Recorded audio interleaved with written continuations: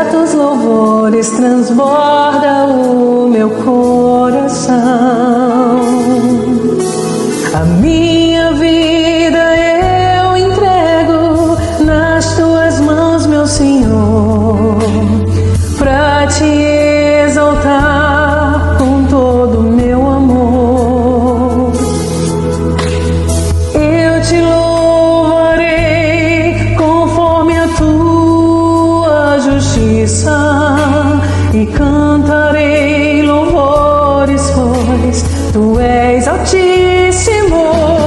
Celebrarei a ti, ó Deus, com meu viver.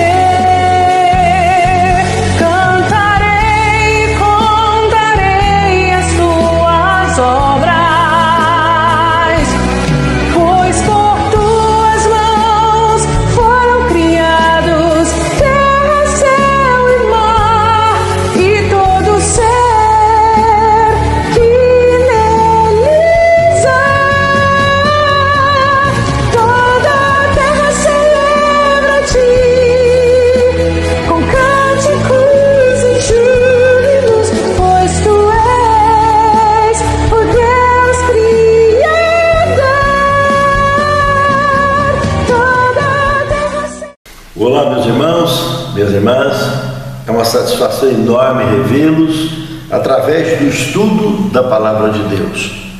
Eu gostaria, antes de iniciarmos essas considerações, convidá-los para uma palavra de oração. Santo Deus, muito obrigado, Senhor, pelas oportunidades que Tu nos estende nas mãos de sempre poder abrir a Tua Palavra e buscar nelas o sustento para a nossa fé. Nos abençoe e nos guarde, para que possamos sempre, pela Tua graça, enquanto vivermos neste velho mundo, nos aprofundarmos no conhecimento sagrado. É o que te pedimos, agradecidos em nome de Jesus. Amém, Senhor. Eu gostaria, antes de iniciarmos o estudo da lição, de fazer um comentário, de certa forma, importante, porque pelo momento profético que nós vivemos, algumas pessoas já passaram mensagens para mim, procurando saber a opinião sobre os eventos que aconteceram no decorrer dessa semana, com relação à morte do Papa Francisco e à entrada do novo Papa. A questão do papado está intimamente ligado ao historicismo profético da Palavra de Deus. Não só a história do papado, são 3 governos que ambos aparecem na história da profecia bíblica, no historicismo profético da Bíblia Sagrada, conhecido de forma simbólica aí na Bíblia como primeira, segunda e terceira besta. São 3 governos, não são 3 pessoas, são 3 governos, que todos eles foram assim caracterizados por terem se identificado pela união de Estado e Igreja. O governo do papado, o governo francês e o governo americano, chamado de primeira, segunda e terceira besta. Conhecido como primeira besta, a besta que sobe do mar, representando o historicismo do papado. A segunda besta, a França, ela que militarizou o papado para o início da Inquisição, do período de supremacia papal que desenrolou 1260 anos de opressão e perseguição. A França. E lá foi o maior palco de execução dos cristãos registrados na história. E a terceira, a que surge da terra, representando os Estados Unidos da América, um governo político religioso de cunho protestante, porque a nação surgiu de cunho protestante. Aqueles que fugiram da perseguição, que se estabeleceram lá naquela região. E ali surge uma história interessante. Quando entra no capítulo 13 do Apocalipse, do verso 11 ao 18, nós podemos observar que quando eles passassem a se encontrar, a terceira com a primeira besta, ou seja, a besta da terra com a besta do mar, essa besta da terra faria com que a terra e os que nela habitem adorassem a primeira besta, e ela desempenharia tanto poder quanto da primeira besta, desde que estivesse na sua presença. É isso que está comentado aí no verso 12 e 13 do Apocalipse capítulo 13. Preste atenção nesse detalhe da presença. E lá em Apocalipse 17, lá diz o seguinte: e foi levado em espírito ao deserto, representando justamente o deserto, Apocalipse 12, 6 e 14. Lá em Apocalipse 17 também, verso 3, olha o que está dizendo lá, observa. E ele me levou em espírito ao deserto, mesmo o deserto, lá de Apocalipse 12, verso 6 e verso 14. Lá nesse mesmo deserto, que representa os Estados Unidos da América, local esse é onde surgiria a besta que sobe da terra. No decorrer do próprio capítulo 12, isso comenta com clareza, entre o verso 15 e o verso 17. E ainda tem um ponto escatológico do verso 17, da nova perseguição que vai surgir de lá, porque o dragão ficou parado na areia do mar. Observe então, amados, que lá no capítulo 17, verso 3, está dizendo que ele me levou em espírito ao deserto, onde eu vi uma besta carregando uma meretriz nas costas, que é o sistema religioso prostituído mundial. Ele carregando essa besta nas costas, e lá identifica qual das três bestas era essa besta que estava carregando a meretriz. Aqui tem 7 cabeças, 10 chifres. Qual que é essa? Apocalipse, capítulo 13, verso 1, a besta que sobe do mar. Aí tem duas representações dentro do historicismo profético. O primeiro, no início da década de 80, quando Ronald Reagan recebe o Papa João Paulo II, lá nos Estados Unidos. Foi a primeira vez que o Papa teria pisado oficialmente nos Estados Unidos da América, desde que surgiu a nação americana. E abriu-se uma história muito forte da união desses dois governos. Ali nós temos Ronald Reagan, que era maçom do 3º grau, e o seu vice era George Bush, maçom do 33º grau da maçonaria. E todos conhecem a história, né? Depois que Ronald Reagan saiu, entra Bush e faz 2 mandatos, depois vem o filho dele, faz mais 2 mandatos. Sabe, irmãos, um desenrolar muito forte aconteceu nesse tempo todo. E ali está dizendo, então, Apocalipse 17:3, que elas se encontraram ali no deserto.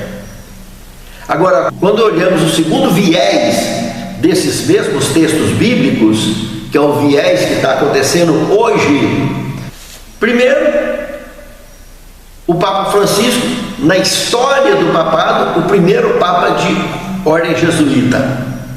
Nunca teve um Papa de ordem jesuíta na história do conclave. O primeiro foi Francisco, e todos conhecem o que desenrolou nisso aí, e se procurar conhecer a estrutura da ordem jesuíta, desde Inácio de Loyola para cá, todos sabem que aquela linha é uma linha complicada. Aí agora surge exatamente um Papa americano, e achar que isso não tem muita coisa a ver com a história é muito tenso, irmãos. A profecia está se desenrolando de forma extraordinária.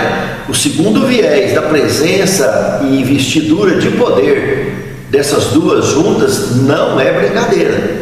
Esse que entra ali, ele, por coincidência, ele tem sangue francês e tem sangue americano, tem sangue italiano e tem sangue espanhol. Então, se olhar América, França e Itália, isso pesa na genética, hein? Mas é só coincidência, né, meus irmãos? Só coincidência. Mas sabe, irmãos, a profecia é muito clara que é de lá, dos Estados Unidos, é que vai surgir a última grande crise, ou seja, o decreto dominical que vai desencadear a última grande crise. Então não é uma alarmismo, não, irmãos, é texto escrito, é historicismo profético, bem claro e latente. Nós precisamos de nos prepararmos. Jesus em breve voltará. Pense nisso, amado irmão. Pense nisso, amado irmão. Não deixe para amanhã de tomar as suas providências com relação ao preparo para enfrentar a última grande crise que o povo de Deus vai enfrentar. Porque depois que estourar a crise, se você estiver pensando que vai dar tempo de fazer muita coisa, não vai não. A gente fazendo devagar é um sufoco. Imagine na correria. Fiquem atentos. Que Deus nos abençoe. A lição de hoje, fundamentos proféticos. Irmãos, essa lição tem uma precisão muito grande em aprofundar em temas que eu considero de certa forma polêmicos, porque uma grande maioria prefere ignorar o tema em si e passar por cima, ignorando detalhes que eu acho de muita importância para o entendimento do texto sagrado. Nós sabemos que a Bíblia não foi escrita na nossa língua, por isso tem coisas que nós precisamos muito de analisar o contexto para poder tirar conclusões mais claras possíveis a respeito daquilo que está escrito. Aqui nós temos Isaías 6, verso 8, que depois disso ouvi a voz do Senhor que dizia: a quem enviarei? E quem há de ir por nós? Eu respondi: eis-me aqui, envia-me a mim.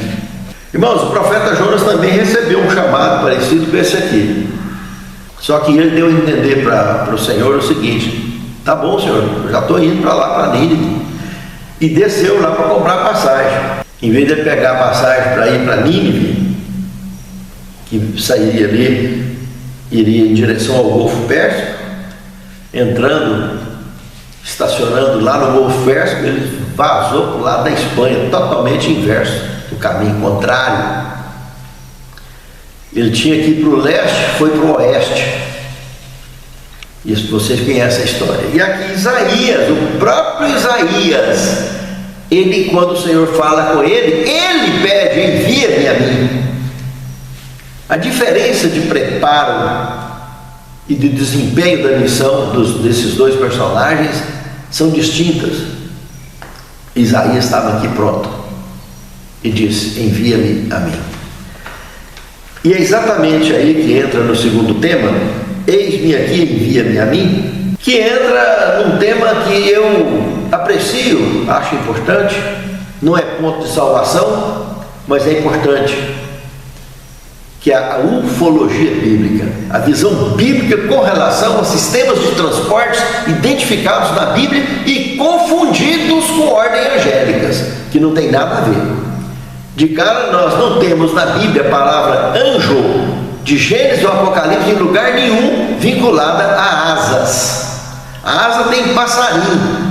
Asas é uma crença da mitologia grega, mitologia egípcia, mitologia romana. Todos eles que implantaram, dentre outras culturas ainda, implantaram esses tipos de entendimento na mente humana.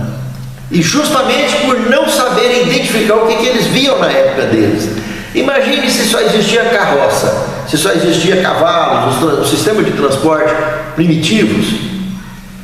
Aí eles percebem seres de outras culturas, com tecnologias avançadas, vendo um avião, vendo uma nave qualquer.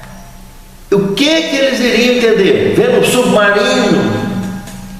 O que eles iam entender que era aquilo? Se na água eles tinham navios, embarcações não tão grandes, e na terra era cavalo e carroça, ou carros de batalha. E a hora que assistiam cenas vendo aviões, ou vendo submarinos, ou aviões, ou naves que entravam dentro d'água, que hoje está até comum, né? Aí esses drones que apareceram, essa chuva aí pelos Estados Unidos afora e pelo resto do mundo. Então hoje está mais fácil de entender essas coisas, né? Essas confusões, está mais fácil de ser compreendida. Mas para os profetas na época época que escreveu não era assim. O que nós vimos aqui desses serafins de Isaías capítulo 6, de 6 a 8, se nós formos lá no Apocalipse capítulo 4, verso de 1 a 11, nós vamos ver aquela visão semelhante pela quantidade de asas que esse tal serafim apresentava. Mas se nós observarmos alguns detalhes que ajudam a aprofundar, porque eu gosto muito de ir lá em Ezequiel, que também tem uma visão semelhante. A diferença é que ele percebe só 4 asas, ele não conta 6 asas, ele conta 4 e chama de querubins aquele que está ali, como também lá o de Gênesis, né, que apresenta lá, que daqui a pouco nós vamos tocar nesse assunto também. Aqui o de Ezequiel, no capítulo 1, verso 26, apresenta que é a semelhança de um trono que chegou. Se você olhar na abertura então do capítulo 1 de Ezequiel, dos primeiros versos, você vai perceber que é um trono envolto numa nuvem pegando fogo, depois aparece uma forma de arco-íris, sistema de iluminação, né, que identifica, e essas pedras preciosas que o profeta identifica, tudo mostrando cores de luz, comparado com pedras preciosas que elas não mudam durante o decorrer da história. Por isso essa comparação. Mas ali percebe que em forma de trono. E aí no verso 26 mostra que essa forma de trono aparece um semelhante ao filho do homem, ou semelhante ao homem lá em cima, sentado. E no desenrolar do capítulo 1, tanto de Ezequiel quanto em Apocalipse capítulo 4, a gente percebe que tinha um mar de vidro, espécie de uma plataforma onde esse trono estava em cima, e lá no Apocalipse João foi chamado, arrebatado até lá em cima. E lá embaixo tinha 4 seres viventes. No caso de Ezequiel, teria saído de dentro do trono. Então nós estamos vendo aí que o que ele está chamando de trono é uma forma piramidal, o que tudo indica, e saiu 4 lá de dentro, menores, e esses que se estacionaram no chão, no caso de Ezequiel capítulo 1, capítulo 10, esses tinham rodas. E o profeta, ao olhar, o profeta Ezequiel, ao olhar para essas rodas, e esses tinham rodas, e as rodas, conforme o verso 20 do capítulo 1 de Ezequiel, diz que o fôlego de vida estava nas rodas, que quando a roda mexia, que o ser andava. Por isso ele foi chamado de ser vivente, porque ele movimentava, e não tinha como movimentar sem cavalo, porque no caso da carroça, o fôlego de vida estava em quem? Estava no cavalo, o cavalo mexia, aí que a carroça andava. Aqui não, aqui ele foi chamado de ser vivente, porque o fôlego de vida estava na roda, a roda mexia e o trem andava. Então por isso foi chamado de ser vivente pelos profetas que viram esses sistemas de transporte.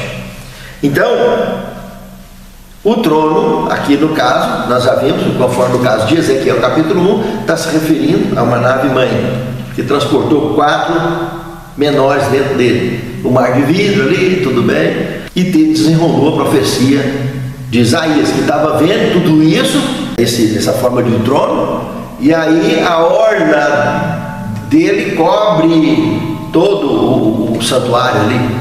Então é a coisa que fica mais fácil de entender a gente observando isso. Lá em Ezequiel capítulo 9, verso 3, do caso de Ezequiel, apresenta que o Senhor estava em cima desses querubins, a glória do Senhor apareceu por cima do querubim. Salmo 18:10 fala: o Senhor montou num querubim e voou pelas asas do vento. Irmãos, estamos falando de sistema de transporte. Não adianta endurecer o coração por uma coisa tão óbvia. Olha com o olho do profeta o que ele tinha na época para comparar. Hoje nós temos mais facilidade para entender isso. Não podemos fechar e querer dar interpretações que não têm sentido. Nós não acreditamos em mitologia, que Deus precisa de fazer um ser humano com asa de passarinho. Não tem dó. O ser humano, nós somos criados à imagem e semelhança de Deus. Essas asas foi a forma que o ser humano que escreveu entendeu para tentar transmitir para nós essa mesma ideia, tentar entender da forma mais prática possível. Os 2 querubins lá de Gênesis, no terceiro tema, lá nós temos no capítulo 3, verso 21 a 24, os querubins aí, 2 que se estacionaram ali no jardim, e observe que eles movimentaram uma espada flamejante. Irmãos, nós estamos falando de um jardim que tinha mais de 2.000 quilômetros cada lado dele, onde hoje tem o Oriente Médio, era o jardim do Éden. Nós sabemos disso, que lá no capítulo 2 de Gênesis, mostra os 4 rios que saíam ali então, que lá no Apocalipse mostra sair do trono de Deus, né? Então tinha um rio que entrava e abria em 4 braços dentro do jardim. Desses 4, 3 ainda estão aqui até hoje, que aí no Gênesis, que é o Nilo, que aí no Gênesis é chamado de Geom. O Pison, que estaria na terra do Avilá, que é na Arábia Saudita, virou deserto, esse sumiu. E o Tigre e o Eufrates, com os mesmos nomes, está aí até hoje, aqui no mundo até hoje. Então, por isso, nós sabemos que a localização do Jardim do Éden era ali no jardim. E vai voltar a ser lá, porque no próprio livro de Zacarias fala que a cidade santa, quando descer, o Monte das Oliveiras vai partir no meio, metade vai em direção ao norte, metade em direção ao sul, e a cidade santa vai descer ali. Então vai voltar para o mesmo lugar, mas mais de 2.000 quilômetros cada lado.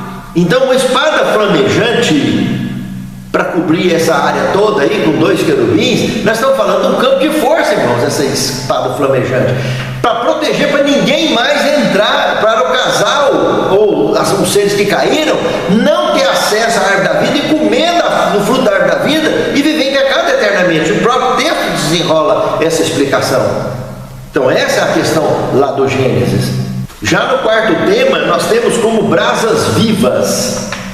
Um detalhe lá que, tanto lá em Ezequiel, no capítulo 9 e 10, tem algo parecido também. E aqui no texto de Isaías, no capítulo 6, verso de 1 a 6, os paralelos que nós temos, como disse, com Apocalipse 4, de 1 a 11, e também Ezequiel 1, de 4 a 14. Irmãos, seres viventes, já expliquei para vocês o porquê de seres viventes, e tanto que Moisés, lá em Êxodo capítulo 25, verso 18, quando fez esses querubins, ele fez da forma que ele entendeu, como um ser vivente. Então, para ser como um ser vivente, ele pega e desenha e lapida uma forma humana com asas em cima da arca do propiciatório. E um detalhe, isso não ficaria exposto à visão normal da população, ficaria no lugar santíssimo, sempre fechado. Quem só perceberia isso? Essas representações, porque todo o santuário, tudo que tinha ali eram simbólicos, tudo, não tinha nada que não era simbólico, nada, dos rituais à construção, porque o verdadeiro feito por mãos de Deus é no céu. Então nada que estava ali, nada era real, era tudo simbólico, nada era literal, tudo era simbólico, representando algo. Fica atento nesse detalhe. Então fica mais tranquilo, mais discreto, essa tentativa de explicar aquilo que o profeta Moisés entendeu. Hoje ele sabe muito bem, né? Esses querubins, se nós observarmos lá em Ezequiel, nesses textos bíblicos, nós percebemos que tinha mão como mão de homem, ou seja, tipo uma mão mecânica. E no caso aqui do profeta Isaías, ele pegou uma dessas brasas e tocou nos lábios dele. E interessante que a brasa não queimou os lábios dele, como a fogueira de Nabucodonosor também não queimou Sadraque, Mesaque e Abednego, por causa da presença divina que estava ali. E o que normalmente no meio do pecado, a sarça, por exemplo, ardente, ela queimou a árvore? Não, ela não queimava, e no entanto estava ali, fogo vivo que Moisés estava vendo. Então essa brasa, pela presença de Deus, é uma forma simbólica de ele se tornar luz no mundo de forma literal, ungido pelo próprio Deus com fogo santo. Entende, irmãos? Esse é o significado das brasas vivas. Quando o mundo estiver acabando aqui também, que o fogo estiver derretendo tudo, nós vamos atravessar no meio dessa fornalha, indo em direção ao céu, sem queimar nada. No 5º tema, Deus no meio do seu povo. Muito bacana isso aqui também. Aqui nós, em primeiro lugar, vamos observar que lá no Êxodo, no capítulo 14, no verso 15 ao 25, logo no desenrolar da experiência do Mar Vermelho, da travessia do Mar Vermelho, vocês observam que aquela nuvem, ao detalhe, a nuvenzinha estava cobrindo mais de 1 milhão de pessoas que saíram lá do Egito em direção à Terra Prometida. Começa a ter noção do tamanho dessa nuvem. Essa nuvem, na história do Êxodo, diz que essa nuvem de dia projetava sombra sobre o povo durante a travessia do deserto e à noite projetava luz. E aqui no caso da experiência do Mar Vermelho, quando o exército egípcio chegou, diz que tinha um anjo que estava na frente guiando o povo, logo à frente de Moisés, e diz que quando chegou na beira do mar, que a ordem foi dada para Moisés, que ele devesse erguer o cajado e dar a ordem para o mar abrir, e isso se desenrolaria a noite toda. É um detalhe muito interessante observar também, que veio um vento e foi abrindo até o mar ficar sequinho, com a trajetória que só na madrugadinha, no amanhecer, no raiar do dia seguinte, é que o povo poderia atravessar, concluir a travessia, iniciar e concluir a travessia. Mas observe que quando o exército foi percebido, disse que a nuvem virou e olhou para o exército egípcio. Então nós estamos percebendo tinha algo mais dentro dessa nuvem, né? Uma nuvem que também repleta de estrutura, de conforto e de tudo mais, porque ela produzia pão, o maná, e alimentava essa população todinha, até codornizes ela mandou para eles, uma ocasião.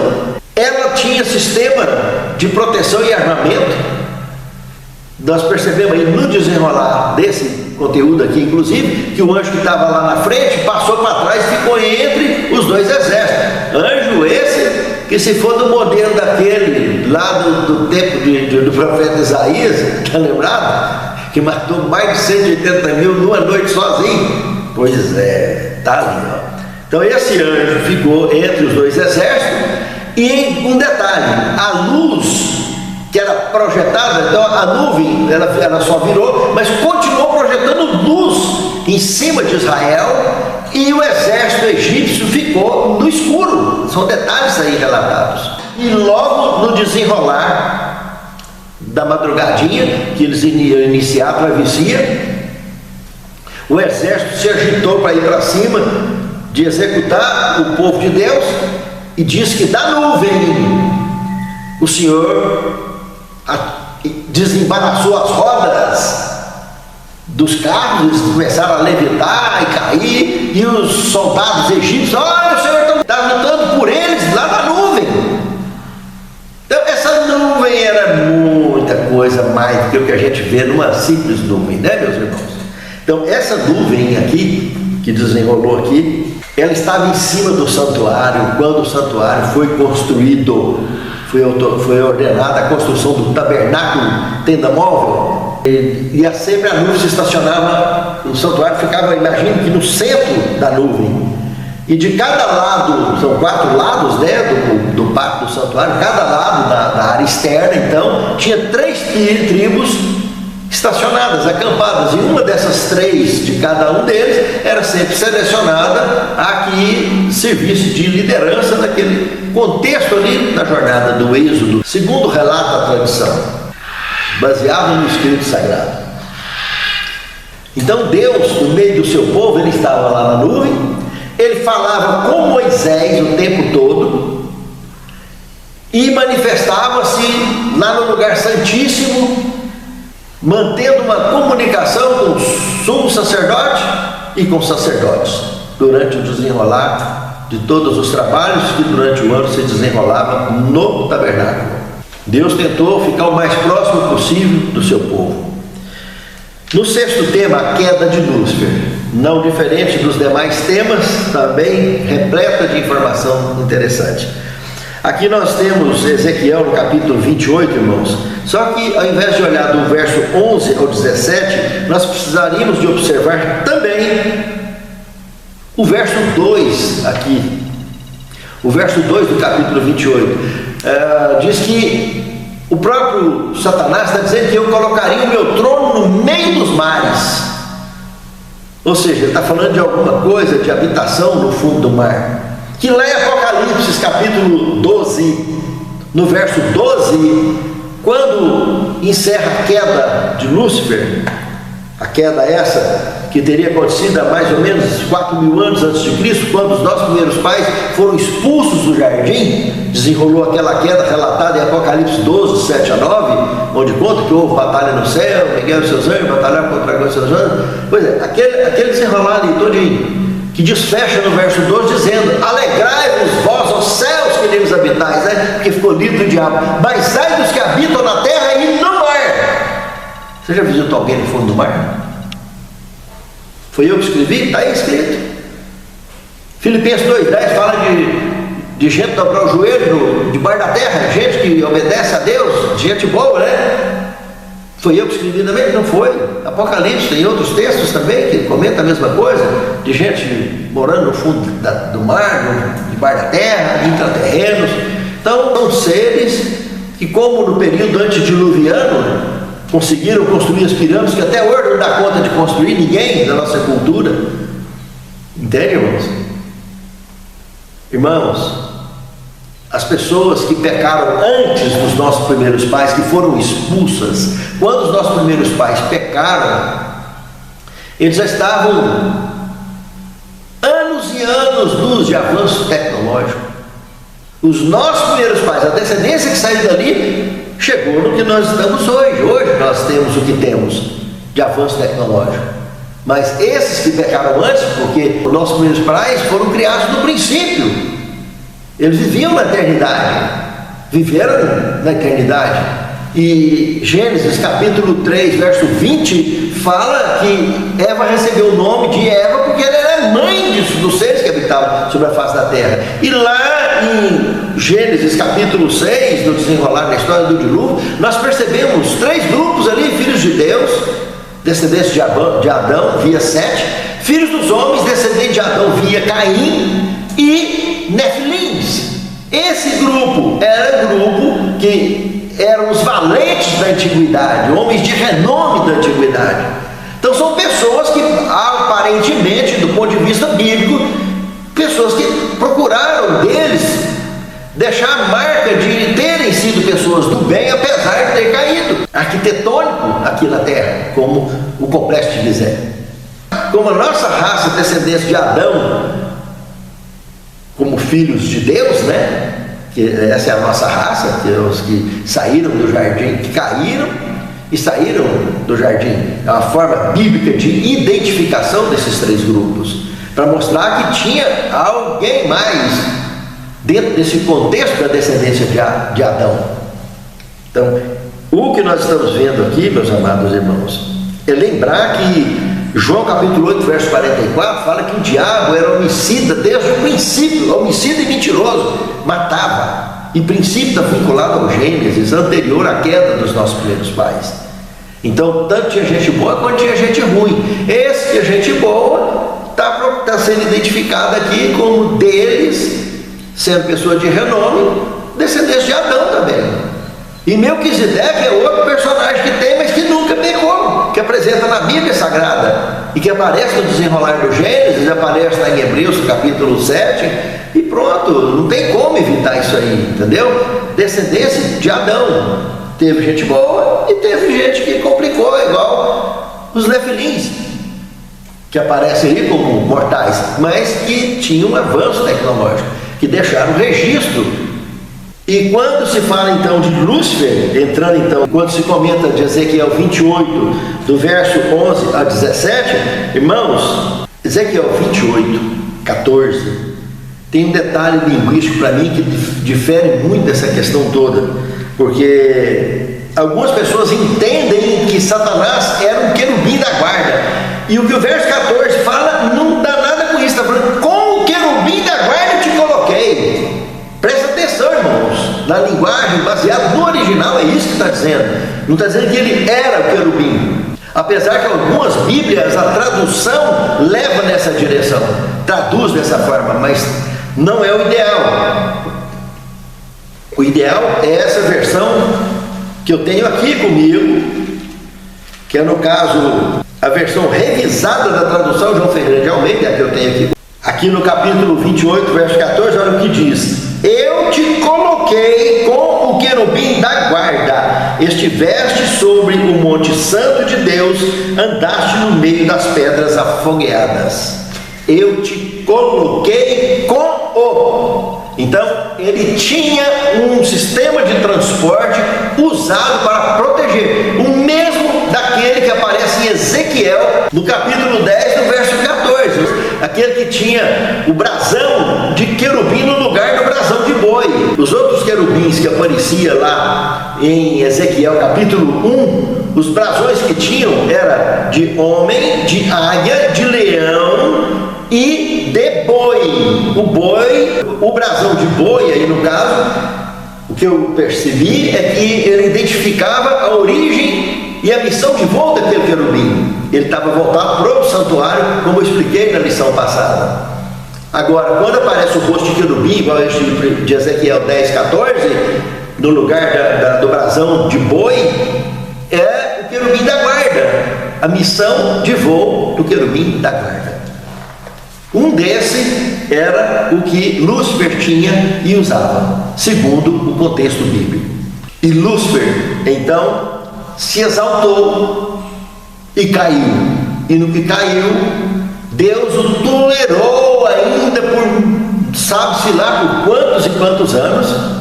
O que se sabe é que quando ele conseguiu expulsar os nossos primeiros pais, lá no texto de Apocalipse, no capítulo 12, verso de 7 a 9, houve batalha no céu, Miguel e seus anjos batalharam contra o dragão e seus anjos, mas não prevaleceram, e foi precipitado o grande dragão, a antiga serpente, foi lançado na terra. Então, quando ali então acontece isso, dá um posicionamento histórico dessa profecia que sugere-se que após a queda dos nossos pais, então aconteceu essa batalha, porque aparece aí a serpente vinculando essa situação toda, entende?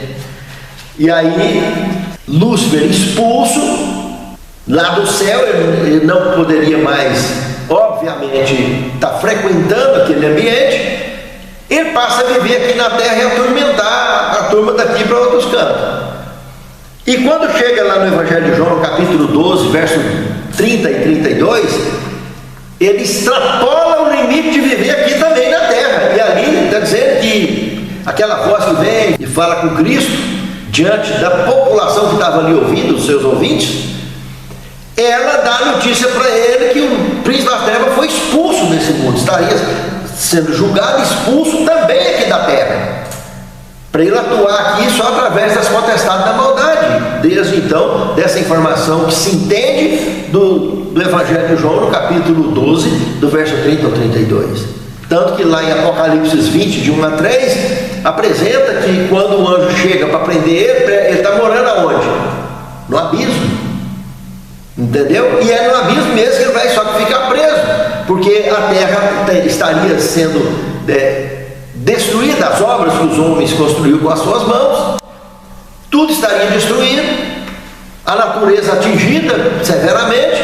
Então a gente vê uma prisão circunstancial que não teria como agir por aqui no planeta Terra, entende, irmãos? É um forte indício desse desenrolar todo. Mas ele não estaria inativo, porque no final da história do milênio, do desenrolar profético do milênio, que é escatológico, nós vimos que logo que o povo aqui é ressuscitado por um pouco de tempo, conforme Apocalipse 20, verso 3, dentro desse pouco de tempo, eles ainda auxiliam Satanás na remodelagem, na reconstrução do planeta, que quando então a cidade santa, depois desse pouco de tempo, desce Gog e Magog, expansão e extensão sobre a face da terra, indo em direção ao cerco da cidade, para tentar destruir a cidade. Como que já teria cidade tudo preparado para combater? Entende, irmãos? Durante um período aí de 3 anos e meio, sei lá, segundo o conteúdo bíblico do gênero apresentado em outros textos da Bíblia Sagrada. Não dá tempo de entrar em tantos detalhes, irmãos, mas são assuntos de muita importância e detalhes que a gente deveria observar, porque Lúcifer caiu e ele não mora mais aqui no planeta Terra. Ele mora no abismo. O abismo nós temos ele na abertura do Gênesis, lá no capítulo 1, né? Então, não é o planeta Terra. O abismo. O planeta Terra está num abismo indiferente, espaço sideral. Então, não sei dizer onde ele está, não tem o texto na Bíblia, mas é chamado de abismo, está aí no espaço sideral, em algum lugar por aí. E é o lugar onde ele vai estar preso durante 1000 anos, literalmente, então, sem poder sair nem no pensamento desse espaço chamado de abismo aí no texto sagrado. E para finalizar, o 7º tema, resumo do conflito. Eu queria citar um texto aí do grande conflito, página 555, que diz o seguinte: no fim da história, Cristo olha para os redimidos, renovados, conforme a sua própria imagem, cada um trazendo do coração a impressão perfeita da divindade, com o rosto refletindo a semelhança de seu rei. Contempla neles o resultado de seu sofrimento e fica satisfeito. Então, com voz que atinge as multidões congregadas dos justos e ímpios, Jesus declara: eis a aquisição de meu sangue. Por estes eu sofri, por estes eu morri, para que pudessem morar em minha presença por toda a eternidade. E aqueles que estão vestidos de branco em redor do trono cantam em louvor: digno é o Cordeiro que foi morto de receber o poder, a riqueza, e sabedoria e força, e honra, glória e louvor. Ó Senhor, digno és tu, sempre foi e sempre será, de tanto amor demonstrado a nós, que somos seres caídos, mas apegados a ti, através do ministério do teu Filho amado. Santifica-nos, Senhor, na tua palavra, e nos capacite, Senhor, ao entendimento de nossa missão, ao entendimento da tua missão através de nós neste velho mundo, e nos prepare para que tenhamos êxito no exercício de nossa missão. Prepare-nos e guarda-nos, abençoe-nos, proteja-nos, em nome de Jesus. Amém, Senhor.